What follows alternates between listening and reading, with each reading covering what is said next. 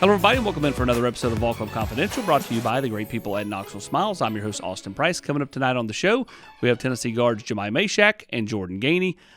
But before that, more on Knoxville Smiles. Knoxville Smiles depend on us to make your smile better.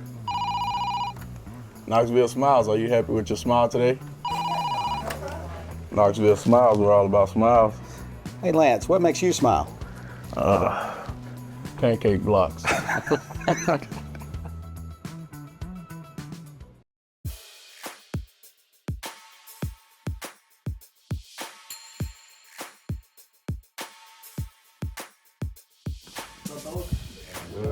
are you doing? Good. Guys, we're winding down here. I mean, we're heading off into the tournaments, the SEC tournament, the NCAA tournament, just past senior day. How do you balance, like, the emotions of some of that versus, like, hey, we still got a job to do? It's very tough just because you want to get caught into, the history, the 4 years you've been here, the 2 years he was here. And kind of everything that's come to up to this point, and really appreciating the moment, really appreciating what you've done.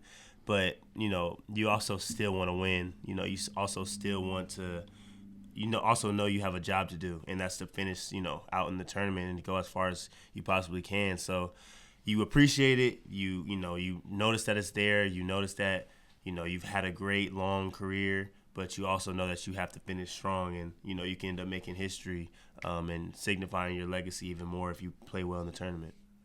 Yeah, I'd say really just focusing on the task at hand and let the emotions, come at the very end. It's a lot of emotions going on, and whenever you find yourself like getting away from that and getting too emotional, you step foot off the course, and that's the biggest thing right now in March. We have to stay the course and stay what we've been doing for this whole entire year and trying to achieve our goals throughout the rest of March, beginning of April, and do what we've been working hard for all summer, really. Every team's different. What do you like most about this team? Man, this team I feel like is special. I'm gonna call it now, but this team's gonna have a documentary someday. Just the everything that it's gone through, the ups and downs, the leaps that we've had to kind of get through, the goals we've had set for ourselves in the beginning of the year. It's really been a lot, and it's even harder for people to look at it from outside. But when you're in it, and everybody that's been in it kind of knows what I'm talking about when I say the stuff we've had to go through individually as a team, facing adversity, you name it, and fighting through all that to get to the same goal that we all have, and that's to go as far as possible in March. And I think we're able to do that, and I think we're confident we're going to have a good run. But this team is so close, man. We're like brothers at this point. Like, I consider all of them my brothers, and relationships I'm going to have for the rest of my life. Yeah. We're a special group. man. And both on and off the court, I remember at the beginning of the year, we were like a little worried about like how the new guys were gelling and all that, but they gelled in perfectly fine. It took them a little minute to get their feet wet and everything, but now, the locker room's all there's a one, and we're all joking around. Everyone can take a joke, and just being able to do that, that builds chemistry onto the court as well. But, again, we're a special group off the court and on the court, and we're going to do some special things come March. Just over a week ago, you obviously had the big win over Alabama, and everybody's going to talk about the shot. But you look at like the moments in that game that can shift a game one way or the other. Your play at the end of the first half, you win the game by 3. Your 3-point play on boom, boom, boom, get down there, get fouled, make the free throw, gave you some jolt, going into halftime. Then there at the end, obviously, even look at the no call on the tripping of Zakai. Gave them the ball when it should have been you guys when you tied them up with 3 seconds to go. And then, of course, you get it back with the 5-second call. But, football's a game of inches. You're talking about a game of calls or no calls in basketball a lot of times. No, absolutely. It was crazy. Now that you say it, I really haven't even thought about it like that. But the trump ball with the trip of Zakai, if that doesn't happen, then the tie-up that we get at the end is our ball. Yeah. And we don't have to go to the 5-second call. Thank goodness our defense was good enough to get the 5-second call, so we got the ball anyway. But that's a really good point because it was a lot of moments, in that game where I was just kind of confused. I was happy. I was frustrated. It was just a lot of emotions, and I think those are the type of feelings you get from classic games. And I think that was like probably one of the. Obviously it was the best game I've ever been a part of, but I think for Tennessee fans, how they responded to the game and how everybody was coming up to me, texting me, and saying stuff like, man, this is the best game I've ever been to. This is the best game I've ever watched. Like the ending, the beginning, the halftime, everything that came with the game, it was what people were looking for when it comes to basketball. You guys got 2 buzzer beaters this year, and you're responsible for both of them. 2 different type plays. Let's start with yours, on the road. How different was it because it was on the road? It was pretty different, just with the environment and how the opposing team and their crowd was really, really good. I was surprised. Never been down to Champaign, Illinois before, but what helped me in that game was the fact that KJ missed that free throw. Yeah. So then I think it was tied.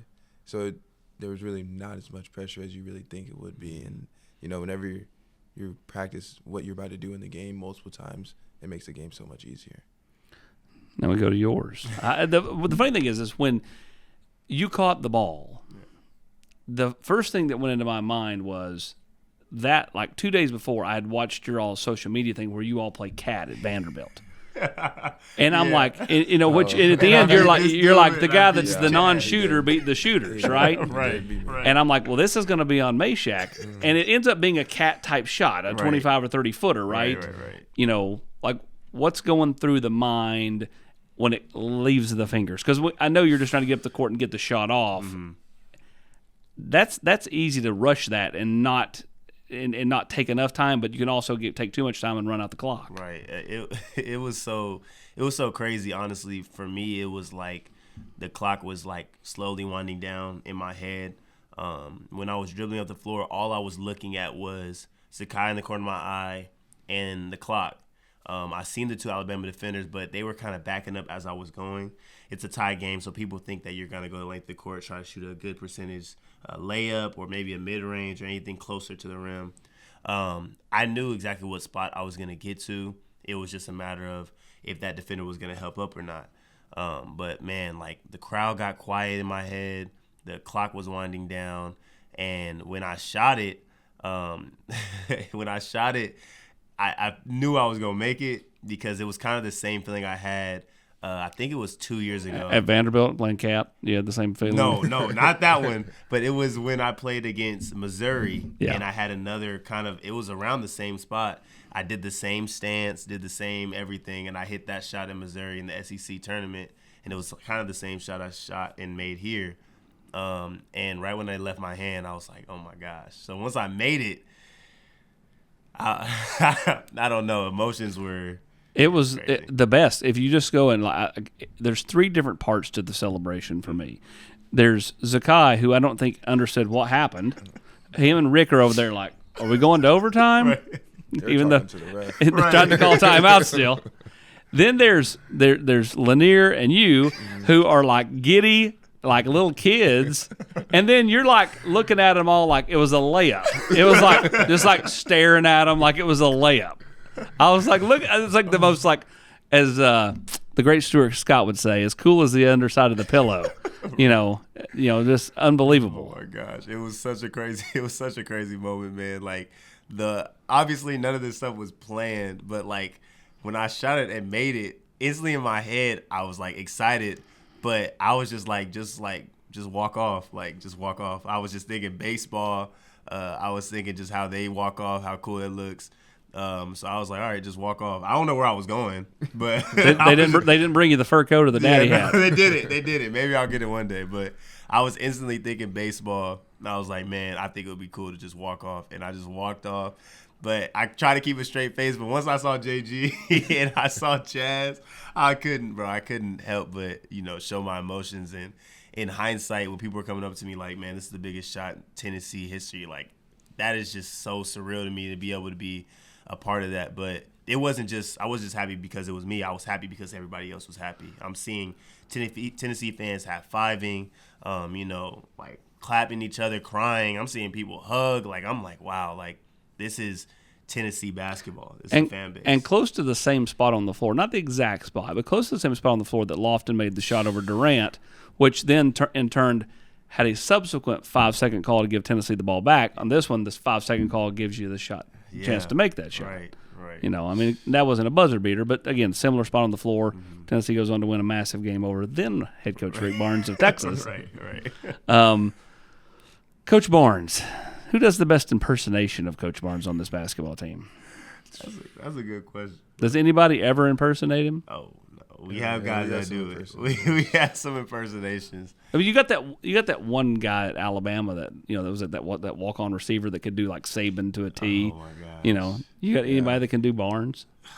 Let me think. That's that good, that has the spacing, the timing, It's so funny. I don't think anybody this year. I mean, I would probably say I probably do the best out of the people on this team. But last year, 2 years ago, Josiah knew how to do it. Had the spacing, like when he talks, like Oh my gosh, he had it on point. The facial expressions, the face he makes when he's focused, because Barnes is like this, and he'll have that little face, and he'll start biting his lip. And Grant can do it a little bit. Grant can do it really good too. Grant on the team this year, he can do it. Grant Hurst, he is actually probably one of our best. He's probably the best. But yeah, I'll probably say Grant. What's that relationship been like with you guys? Because I mean, he coaches you hard, so I know at times it's probably taxing. Yeah. But at the same time, when you have days like Saturday was senior day, like it means a lot to him to watch you guys go out. Yeah, it's great, honestly. We get coached hard every single day in practice. He's been at it for 4 years. I've been at it for 2, and nothing's changed. But it just always pays off at the end of the day. And just being able to celebrate wins like that we had on Saturday, it goes back to the work that we put in April. April, as soon as the last game was over, we started working right again. And just to see it all pays off is really surreal and amazing. I asked you this last year. I'm not sure I asked you this.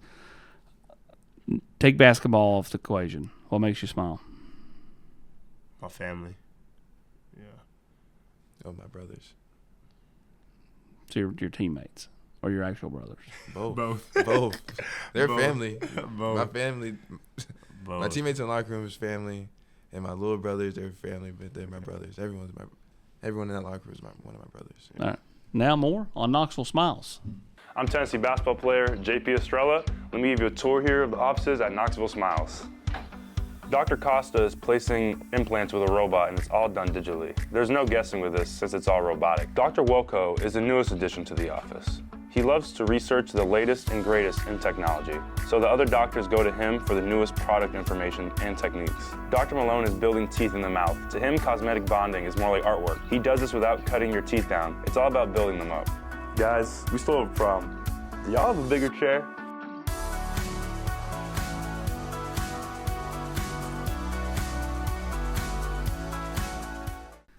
All right, so there's the possibility that the NCAA is going to make it basically like you have 5 years to play 5, right? Like there's no more red shirts, just kind of take away the red shirt and you have 5 years of eligibility. That's not in place yet. A lot of people talking that could happen over the summer. Is that something that you guys have thought about, like from a standpoint of not sign with an agent too fast, see what they decide here, because you could play another year in college? If I get, it's definitely something that we've talked about. I think just casually, talking to each other, we talk about everything with each other. So I think, it's definitely something that's been brought up.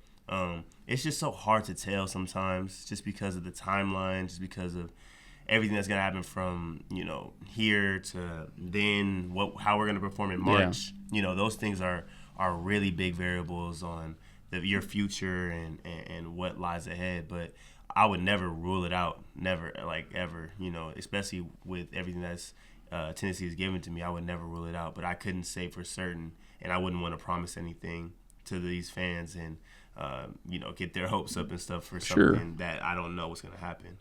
But like I said, I'm a part of the committee, the SEC, and they've mentioned stuff like that, but I don't even know if they have any idea if they're going to do it or not. So it's all up in the air, honestly.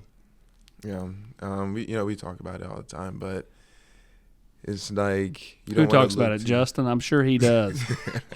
Me and him have had a conversation about it, but me and my guys in the locker room that are seniors, us old heads. But you're not even that old. Yeah, no, because you're 4 years and done, right? Like it's not like you're like we're not old. We're not like Josiah. Oh, yeah, yeah, my bad. Santi. He's old. Yeah, they were old here. Josiah's old. Don't tell myself that. Yeah, hopefully he doesn't see it. Like you look at the current state of college athletics. I think it's great you guys get money. I think what makes it difficult is the transfer portal, though, because then people start trying to poach players and there's tampering going on and all that. Do you think that's where this thing it has gotten off the tracks? Is the portal with the money? If it was just the money and there were rules to the transferring still, would it be less chaos? I mean, my opinion on it, I feel like it's tough. It's a hard situation. Whenever you add money to any situation, it's going to become 10 times more difficult to handle. But I think that in the bright side of it, and I think this is one thing that I've realized and I hope people realize is when you have a person or you're recruiting a person and you can tell what they're thinking about is money, then you probably don't want them in your program. It's probably not the right person to enhance your program. It's probably not the right person that's going to make your program better when that's the first thing that they think about. Of course, they're going to ask. They're going to, come up with a deal. That's all fine. You got to make sure that you're taking care of yourself because you are, out there performing, putting your body on the line. But when that's their focus and their only focus and it has nothing to do with basketball, it has nothing to do with, the relationships of the community, the relationships of the staff and people that are there, then you might want to reconsider if that's somebody that you really want to recruit just because of the stats they were able to put up at another school. There's plenty of good players, plenty of good guys in the transfer portal. It can get a little hectic, but I think you kind of roll with the punches and you kind of read between the lines on who you would want as you're representing your program. Yeah, that was really good. I appreciate it. That was really good answer. But with the transfer portal and all the money, there's a lot of things. A lot of people start to get in your ear as well. Yeah, for sure. And you can have a really good kid that wants to play winning basketball, but then he have the wrong person get in his head and get in his ear and talk about, well, if this was going to pay you this more, why go there when you can go here? Yeah. And it's like, that's not the real reason why you're going to play basketball. Right. Which is sad because I came here to play basketball, play winning basketball, get better, develop. Yeah. But like now and over these past 2 years, it's not been the case, which is sad. Do you ever, when you've seen that happen, whether it's in your locker room, the women's locker room, the football locker room, wherever, and you guys are talking about this school called, making a pitch to my dad or my uncle or whoever, like does that get frustrating? Because it's hard because I think so many times, and I always have this conversation with people, and I'm like, most of the time the kids are pretty innocent. It's all the adults that are around them that are like the ones that are really the guilty parties. True. But the kids are kind of like trapped into the whole matrix of it all. Yeah, it's definitely tough. I think with us, whenever we do discuss anything that anybody else is getting, we're always happy, for that person, whatever deal or whatever comes to their way. And I think with this team, and I think Tennessee has done a good job recruiting-wise, where we don't have that problem as much, where people know how to handle those situations to where, okay, no, I'm a part of this program, I'm sticking with this program. Whatever happens after the season's done, that's how I'll handle it. But while I'm here, I'm going to be 100% committed to winning basketball, 100% committed to the culture and what it means to be a Vol. And I think a lot of people, especially since I've been here, have bought into that. And I think that just goes to show the good job the coaches are doing with recruiting and picking the right players, because you don't want just the best players. You want the people that are going to fit your culture. And I think that's huge. Do we think he's going to be on the SEC network one day or run for Congress? He can hold court, Jordan. Yeah, you do well, but he's just like, I could walk away and he could do the interview. Yeah. Nah. He's great. He's me. amazing.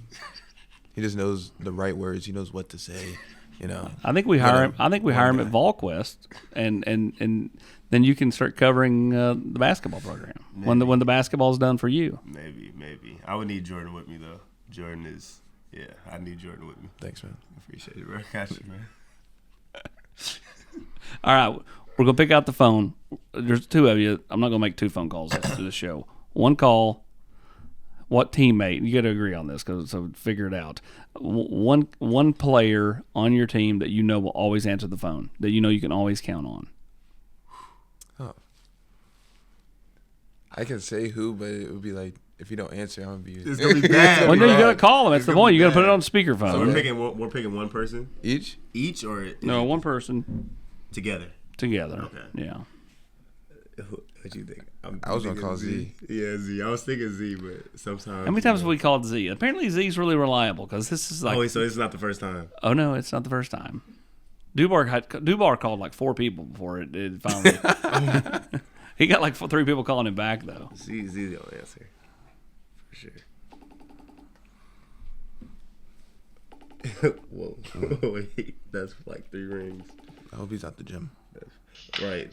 Yo, okay. We just had to call you to we make had to sure call you to make you on the sure pod, you bro. was on the pod, bro. What you mean? You on the podcast right now. We had to call somebody to see if they was gonna answer. Oh, yeah, of course I am. You're on the podcast with me. Oh, no, I don't like you. What do you mean you don't like me? I don't like you. You better hush. You been hanging around Mark Packer too long. That's a little mark right there. Little Mark. All right, here they are. Appreciate you, man. Yo, but just know if y'all was to call Shaq, he still wouldn't answer. I would definitely answer. Hey, bro, don't listen to Zakai. I'm reliable. We just gave you props. This is like the 3rd teammate that's called you on this part of the segment. I'll be answering. And Zakai right, boy. knows if he called me, I would answer. All right, Zakai. Cap. All right, bro. Have a good one. What a guy. Always busting chops. Dude's crazy. It's totally the opposite of how I grew up. He's just so different, but That makes it, though. that really does. Opposites What have you attract. taken from his personality to make it part of your own? It's just, And what do you think he's taken of yours? It's so funny, like just thinking about how like he's from New York and I'm from Cali, and we're just totally like 2 opposite ends and met in Tennessee.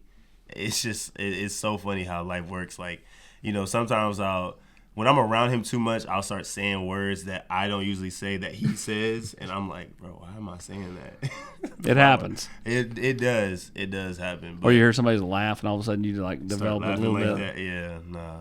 Sakai is he's definitely one of a kind, man. He's a special guy, man. Special. Do you remember the first time that Rick Barnes started recruiting you? Yes. Yeah, I do. Well, Man, it was a long time ago. Dang, it's 4 years. That's crazy. what was the first interactions like with him? It was honestly kind of surprising. He was very light. He was very he felt like joyous. It felt like a joyous energy, you know, calling him on the phone. And he just felt like a happy coach, you know, happy to be coaching somewhere where he was appreciated, where he was loved. And I felt all that energy through a phone call. But like I always say, like I know how to separate when he's on the court coaching to when he's off the court and he's, you know, regular Barnes. It's 2 totally different personalities. The one I got on the phone was the recruiting Coach Barnes, where he's totally different than when on the court. On the court, he is intense and locked in. What about you? I mean, it was different for you because you're transferring in, but I mean, your dad's coaching for him. So what was your first interactions with him, maybe even before you even came here? I remember it was after my freshman year At Upstate. at Upstate. I'm here working out with Coach G and Lamonte and Jordan Bowden. I remember one day. Jordan Bowden, that's my guy. Yeah, that's my guy. So then one day I'm working out. I came late to a G workout because the train came through and everything. So I got late. G was like, "Okay, we got to deal with the consequences, dude." I'm like, "Okay, bet." I do a 17 and a Versa, but I can't get the Versa, bro. Yeah. So like I'm doing it. I go and sit down. I probably did like 7 times, didn't get it. Go and sit down, and Coach Barnes is just looking at me. He's just talking. I'm so tired. I don't even remember like what he's saying, but I just remember he's talking to me, And I'm like, okay, coach, I got to get this verse. Finally knocked the verse out. Then I look over, he gone. He's gone. But then during the recruiting process, it was great because, he'd call me and be like, what are you doing? He'll FaceTime me like, what you doing? I'm like, no, I just made me a salad. He's like, what you got on the salad? Then I'm a guy that eats salad with a bunch of dressings, like ranch, Italian, and Catalina, all three. All three combined. at the same time? All three at the same time. And then he's like, you got all 3 salad dressings on it? And then every single time he would FaceTime me, he'd ask me if I'm eating a salad with all 3. All 3 dressings, every single time. Yeah, and it stuck with him. But, he's just a great guy to call, to talk to, and to really build a connection with because he knows a lot. He has a lot of stories. He's been around a while, and you can really learn a lot from him. Speaking of sticking, what has stuck with you all from your time here? What games, what moments, like what are those memories that you think like 20 years from now I'm going to think about this? I'd say them summer practices. It's like, and really the off-season scrimmages, because no one gets to really see they don't do like an orange and white game anymore. Yeah. Like, the only people that know what happens in those scrimmages is us, and we go at each other every single Saturday, and it's like if you were in there, you'll be like, these guys don't like each other at all. But it's just we're so competitive because we know, like for later down in the year when it comes to March, April, we're gonna look back at those scrimmages and realize why we're going at each other so hard, so we can be prepared for games like this. What about you? Besides the shot that I hit, that's gonna stick with me forever. I'll probably say, kind of like JG said, but it's probably those one-on-one games that we would play late night, like when me and JG and Z or Chaz, we would all go up there and we would play one-on-one. And even when DK was here, honestly, like that was probably when we were playing ones too. Just a bunch of guys that late night we would call each other just to compete, just to really play one-on-one and go at each other. But I really appreciate the little things like that, and when people can kind of share that competitive nature with me, I appreciate it. What, I guess, do you enjoy the practice part of it still after all these years, or is it more like at this point I like games? I'm sorry. Go ahead. Go ahead. No, go ahead, Jordan. You've been here clearly for 4 years. You had a lot more practices under your belt than me. Of course, I enjoy practice, of course, but the games is nothing like the games. It's nothing. You like them home or away better? See, that's tough. Because it honestly is an amazing feeling to beat somebody at their gym and their crowd is just silent and people are getting up and leaving and giving up on the game. Oh my gosh, there's no better feeling than that. Until that Alabama game where it was probably the loudest I felt TBA was my freshman year when we played Arizona. And it was a play that we had where I think Zakai got a steal and Josiah got a breakaway dunk. And it was like the loudest I've ever heard any stadium I've been around. But once I hit that shot in that game, not even the shot, just the game, throughout the game, that TBA was insane. It was probably that was the loudest I've ever heard TBA ever. And I would have to say playing in front of the home fans is the best. That is the best feeling. Yeah. There's nothing better than a home game. It's nothing better. Especially with our fans. Fans are great. They really feed the floor.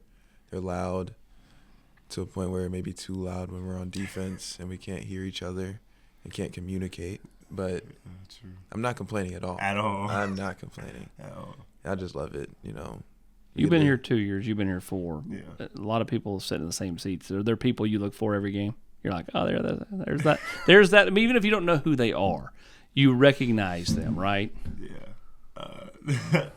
There's a kid. Yeah. The kid that he sits. I don't know his name. I don't know his parents' names. But he sits in that same spot when we're warming up. And sometimes I'll throw him the ball. He'll throw it back to me. I'll shoot. Sometimes my other teammates will do it. We'll give him a half five or something. But it was just like it's one of those things that you don't forget. I got to make sure I'm going to get his name the next time we're there if he's still there. But he should be. He's there almost every game. But I think that's probably going to be one of those ones where, like, that's a guy that a kid I'm gonna remember for sure. All right, a lot of moments in the memory banks. Hopefully a few more moments to be made over the next few weeks. Guys, we appreciate you coming in. Thank you. Appreciate you having me. Appreciate you guys coming in, man. You gotta be careful, okay?